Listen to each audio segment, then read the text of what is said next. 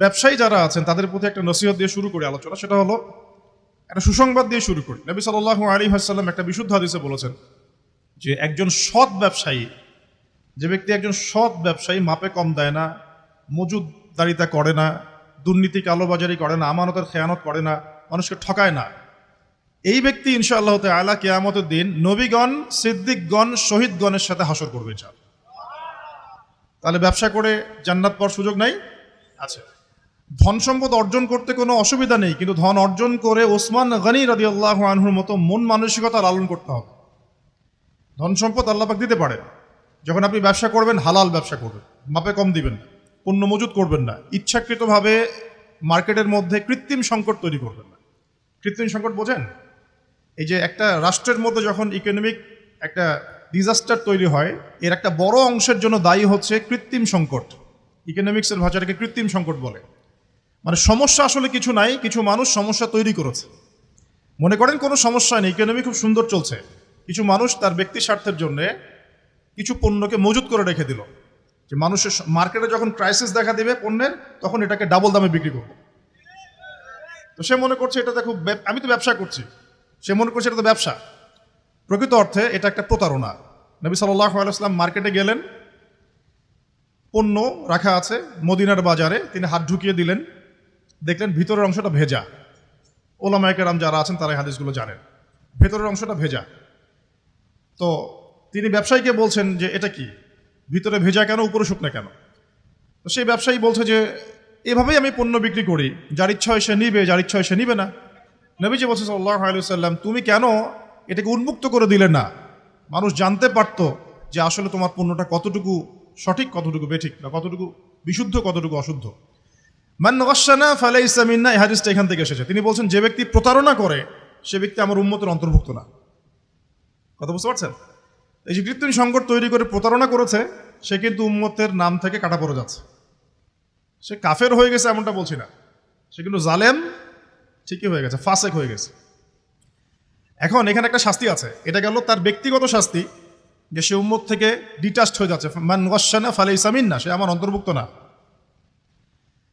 নবীজি বলছেন একটা হাদিসের মধ্যে সাল্লাল্লাহু আলাইহি ওয়াসাল্লাম, যে প্রতারক যারা মিথ্যা কসম করে পণ্য বিক্রি করে, ব্যবসায়ী মানুষকে ঠকায়, মাপে কম দেয়, কিয়ামতের মাঠে এদের অবস্থা এমন হবে যে এই কানের লতি পর্যন্ত এদের ঘামে ডুবে থাকবে। কানের লতি পর্যন্ত ঘামে ডুবে থাকবে। তিন শ্রেণীর মানুষকে বলা হচ্ছে খুবই ক্ষতিগ্রস্ত কিয়ামতের মাঠে। এক শ্রেণী, তার মধ্যে এক শ্রেণী যারা মিথ্যা কসম করে পণ্য বিক্রি করে। আমাদের আলোচনা এই অংশটুকুর মধ্যে কি ব্যবসায়ীদের জন্য হেদায়েত পাওয়া যাচ্ছে না? আপনি যদি বিশুদ্ধভাবে রাসূল সাল্লাল্লাহু আলাইহি ওয়াসাল্লামের সুন্নাহ মেনে ব্যবসা করেন, ইনশাআল্লাহ নবীজি বলছেন এটাই শ্রেষ্ঠ কামাই, হাতের কামাইটা শ্রেষ্ঠ কামাই। ব্যবসা করে, যে হালাল ব্যবসা করে আপনি সম্পদ উপার্জন করছেন, এটা আপনার শ্রেষ্ঠ কামাই, শ্রেষ্ঠ উপার্জন। কিন্তু এখানে যদি কালোবাজারি চলে আসে, মজুদদারিতা আসে, কৃত্রিম সংকট তৈরি করেন, মাপে কম দেন, মানুষকে ঠকান, প্রতারণা করেন, তাহলে নিজের তো ক্ষতি হবেই, ইহকাল পরকাল তো ধ্বংস হবেই, জাতিরও ক্ষতি হবে। জাতির কি ক্ষতি হবে? একটা হাদিস পড়েছিলাম অনেক দিন আগে, আমি এখন রেফারেন্সগুলো মুখস্থ বলতে পারছি না, অনেক দিন আগে পড়েছি। এই 5টা কাজের কথা বলা আছে, এই 5টা কাজের কারণে 5টা বিপদ নেমে আসে। তার মধ্যে একটা হচ্ছে যখন কোনো সম্প্রদায়ের ব্যবসায়ীরা মাপে কম দেওয়া শুরু করে, এই যে প্রতারণা করা শুরু করে, তখন আল্লাহর পক্ষ থেকে দুর্ভিক্ষ চাপিয়ে দেওয়া হয়। এখন কি শুনতে পারছেন যে দেশের সামনে দুর্ভিক্ষ? এরকম স্টেটমেন্ট কি পাওয়া যায়? আচ্ছা, একটু রিজনগুলো ব্যাখ্যা করি। আলোচনা তো আমরা অনেক ধরনেরই শুনি, একটু বাস্তবিক কিছু শোনেন। সুবহানাল্লাহ পড়তে হয়, জানেন না? আলহামদুলিল্লাহ পড়তে হয়, জানেন তো? কুরআন তেলাওয়াত করতে হবে, কতদিন বলে আসছি, তাই নয় কি? 5 ওয়াক্ত নামাজ পড়তে হয়, সবাই জানি না? এবং নামাজ তো আমরা মাশাআল্লাহ পড়ি তো, আলহামদুলিল্লাহ। নবী সাল্লাল্লাহু আলাইহি ওয়াসাল্লামের সুন্নতের উপর আমল করতে হবে, এটা জানি তো। আচ্ছা, কিন্তু সমস্যা কোন জায়গায়? সমস্যা হচ্ছে কোরআন এবং সুন্নাহর বিধানগুলো দিয়ে আমরা বিশ্বের চ্যালেঞ্জগুলোকে মোকাবেলা করতে পারছি না। সমস্যা এখানে। কোরআন আমার হাতে আছে, নবীর হাদিসগুলো আমার কাছে আছে, কিন্তু বিশ্বের ভয়ঙ্কর যে সংকট, যে চলমান সংকটগুলো চলছে, ফিতানগুলো চলছে, এগুলোকে মোকাবেলা করতে পারছি না। বিশ্বটাকে নিয়ন্ত্রণ করছে এখন জায়নিস্টরা, খোলামেলা বললাম, বিশ্বটাকে নিয়ন্ত্রণ করছে এখন জায়নিস্টরা। জায়নিস্ট কারা? সব ইহুদি, সব খ্রিস্টান নয়। সব ইহুদি, সব খ্রিস্টানকে জায়নিস্ট বলা হয় না। ইহুদ এবং খ্রিস্টানদের মধ্যে যারা একে অপরের বন্ধু তাদেরকে জায়নিস্ট বলা হয়। 1890 সালের পর থেকে এই মুভমেন্টটা সারা ওয়ার্ল্ডে তৈরি হয়েছে এবং এখন 2022 সালের দিকে এসে বিগত প্রায় 50, 60, 70 বছর থেকে বিশ্বের বড় বড় প্রত্যেকটা ডিপার্টমেন্ট এরা নিয়ন্ত্রণ করছে। মিডিয়া ওদের হাতে, আপনার এই যে ইন্টারনেট সেকশনগুলো, আপনি যত অ্যাপস ইউজ করছেন, সার্চ ইঞ্জিন ইউজ করছেন, স্মার্টফোন ইউজ করছেন, সফটওয়্যারসগুলো ইউজ করছেন, সব কিছু ওদের। প্রযুক্তি, যত বড় বড় প্রযুক্তিগত প্রতিষ্ঠান আছে সব ওদের। মিসাইলস, যত নিউক্লিয়ার মিসাইলসগুলো আছে, পাশাপাশি পারমাণবিক এবং থার্মোনিউক্লিয়ার বলে, নিউক্লিয়ার এবং থার্মোনিউক্লিয়ার যত অস্ত্রগুলো আছে বেশিরভাগই ওদের কাছে। পৃথিবীর সবচেয়ে দামি সম্পদ এখন হচ্ছে ব্ল্যাক গোল্ড, অয়েল বলা হয়, এটা সবচেয়ে বেশি রিজার্ভ ওদের কাছে আছে মাটির নিচে। চলমান সংকট, ওরা নিয়ন্ত্রণ করছে ফাইন্যান্স, মানে আপনি বিশ্বের যত মিলস অ্যান্ড ইন্ডাস্ট্রিজ এবং ফ্যাক্টরিজ দেখছেন এর গোড়াপত্তন ওদের কাছে এখন। পলিটিক্যাল দর্শনগুলো, আপনার ডেমোক্রেসি বলেন, সেকুলারিজম বলেন, কমিউনিজম বলেন, ন্যাশনালিজম বলেন, যত বড় বড় দর্শনগুলো আছে, দর্শনগুলো কিন্তু মুসলিমদের থেকে আসে নাই। আসছে নাকি? এই প্রত্যেকটা দর্শন, ফিলোসফিগুলো কি মুসলিমদের থেকে আসছে নাকি? এটা পশ্চিম থেকে আসছে। কোন পশ্চিম? যেই পশ্চিমের মধ্যে ছেলে ছেলেকে বিয়ে করতে পারে। কি সুবহানাল্লাহ বলছেন নাকি? একটু আগে আমি সার্চ করে একটা নিউজ দেখে আসলাম, এই কিছুক্ষণ আগে, 2 ঘন্টা আগে একটা ঘটনা ঘটেছে।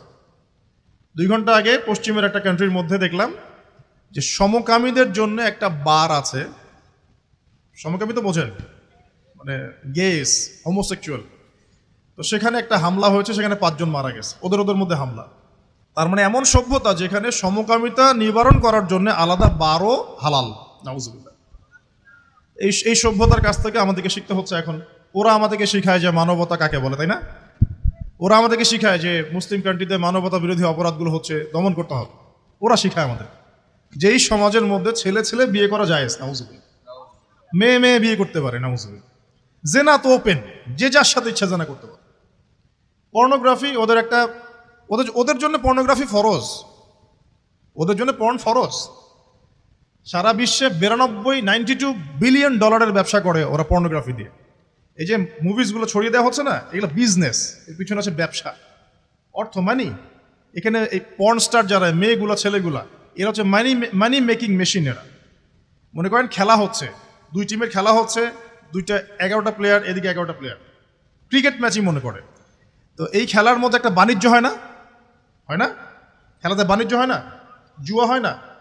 এরপর খেলার মধ্যে যে দল জিতে তাকে কিছু টাকা প্রাইজ মানি দিয়ে ছেড়ে দেওয়া হয়। বাকি বড় অংশের বাণিজ্যটা কারা করে? যারা এই খেলাগুলোকে পরিচালনা করে। আমার কথা কি বুঝতে পারছেন? ঠিক একইভাবে এই পর্ন ইন্ডাস্ট্রির মধ্যে অ্যাক্টর অ্যাক্ট্রেস যারা আছে এরা হচ্ছে ওরকম প্লেয়ারের মতো। এরা বাণিজ্য করে, ওরা অল্প টাকা দিয়ে, ব্যাস। এদের এখানে এই পর্ন হচ্ছে ফরজ। এগুলো ছড়িয়ে দেওয়া হয়েছে মুসলিম বিশ্বের মধ্যে। আমি বোঝাতে চাচ্ছি যে এমন সভ্যতার কাছ থেকে আমরা কেন হেদায়েত নিব যে সভ্যতার মধ্যে নোংরামি, জেনা, ব্যভিচার, অশ্লীলতা, ফাহেসা জিনিস এবং লক্ষ লক্ষ মানুষের, নিরপরাধ মানুষের রক্ত লেগে আছে। ওদের কাছ থেকে হেদায়েত নিব কেন? আমার কাছে কি কোরআন এবং হাদিস নাই? আমাদের কাছে কি কোরআন এবং রাসূলের সুন্নত নাই? এবং কোরআন এবং রাসূলের সুন্নত কি পরিপূর্ণ নয়? হ্যাঁ বলেন, আমাকে একটু কথা বলেন। কোরআন এবং সুন্নাহ কি পরিপূর্ণ না অসম্পূর্ণ? তো পরিপূর্ণ যদি হয় কোরআন এবং সুন্নাহ, সেখানে কি প্রত্যেকটা বিষয়ের সমাধান নাই? একজন মুসলিম কি এটা বিশ্বাস করে না যে কোরআন এবং হাদিসের মধ্যে সমস্ত বিষয়ের সমাধান আছে? আছে না? আমাদের মাঝে কিছু ইখতিলাফি মাসালা থাকতে পারে, আরে না? ইখতিলাফি মাসালা থাকতে পারে, সেটা অন্য জিনিস। এটা ফিকহি মাসালা, ফিকহি ইখতিলাফ, এটা ডিফারেন্ট জিনিস। এমনিতেই কোরআন এবং সুন্নাহর মধ্যে আপনার ইবাদত, পারিবারিক জীবন, সামাজিক জীবন, পলিটিক্যাল লাইফ, ইকোনমিক সেকশন, এগুলোর হেদায়েত নাই ভাই। পরিপূর্ণ না অসম্পূর্ণ? যে জাতির কাছে কোরআন এবং সুন্নাহর মতো পরিপূর্ণ অভ্রান্ত সত্যের উৎস আছে, সেই জাতিকে কেন পশ্চিমাদের কাছ থেকে হেদায়েত নিতে হবে? আমাকে এই উত্তরটা দেন, তারপর আলোচনা করি। হ্যাঁ, ওদের কোনো কিছু যদি কোরআন সুন্নাহর সাথে মিলে যায়, কোরআন সুন্নাহর অনুকূলে হয়, প্রতিকূলে না হয়, তাহলে গ্রহণ করতে আমাদের কোনো আপত্তি নাই। কিন্তু এমন যে কোনো মতবাদ বা দর্শন বা আপনার ইজম অথবা কালচার যদি কোরআন এবং সুন্নাহর সাথে সরাসরি সাংঘর্ষিক হয়, আমরা কি গ্রহণ করব? সারা বিশ্বে ওরা সুদ ছড়িয়ে দিয়েছে, আমরা সবাই এখন সুদ খাচ্ছি। মনে করছেন যে আমরা খুব ভালো মানুষ? সুদের ছিটা ফোঁটা আমাদের গায়েও লাগছে। ইকোনমিক সেকশন নিয়ে পড়াশোনা করেন, আমি রিকোয়েস্ট করবো আল্লামা তকরি উসমানীর কিছু ইকোনমিক্সের বই আছে পড়েন, পাশাপাশি এই যে ইন্টারন্যাশনাল কমিউনিটি ফান্ড সম্পর্কে পড়েন। নর্মালি যারা ইকোনমিক্সে পড়ছেন তারা প্রত্যেকটা কথা আমার বুঝতে পারবেন ইনশাআল্লাহ। এই যে পেপার মানির কথা বলেছিলাম, এগুলো কোনো ভবিষ্যৎবাণী নয়, এগুলো বর্তমান। পেপার মানি যে থাকবে না এটা কোনো ভবিষ্যৎবাণী নয়, এটা হচ্ছে বর্তমান। শুধু পেপার মানি না, এই যে ডলারকে দেখছেন সারা ওয়ার্ল্ডে দাপটের সাথে ঘুরে বেড়াচ্ছে না, দেখবেন একসময় ডলারও থাকবে না ইনশাআল্লাহ। ইনশাআল্লাহ আমরা বিশ্বাস করি ঈসা ইবনে মারইয়াম যখন আসবেন তখন তিনি ডলার দিয়ে কেনাবেচা করবেন না, আমরা বিশ্বাস করি। আমরা বিশ্বাস করি ঈসা ইবনে মারইয়াম যখন আসবেন পৃথিবীতে, তিনি ফিলিস্তিনে ইসলামিক রাষ্ট্র কায়েম করার জন্য জাতিসংঘের কাছে গিয়ে দ্বারস্থ হবেন না যে আমাকে পারমিশন দেন। দ্বারস্থ হবে নাকি? আমরা এটা বিশ্বাস করি। তো সারা বিশ্বে সুদ ছড়িয়ে দেওয়া হয়েছে ওখান থেকে। সারা বিশ্বে পর্নোগ্রাফি কারা ছড়িয়ে দিয়েছে? মুসলিমরা, হিন্দুরা, বুদ্ধিস্টরা, ওই যে বললাম জায়নিস্ট, যারা একে অপরের বন্ধু।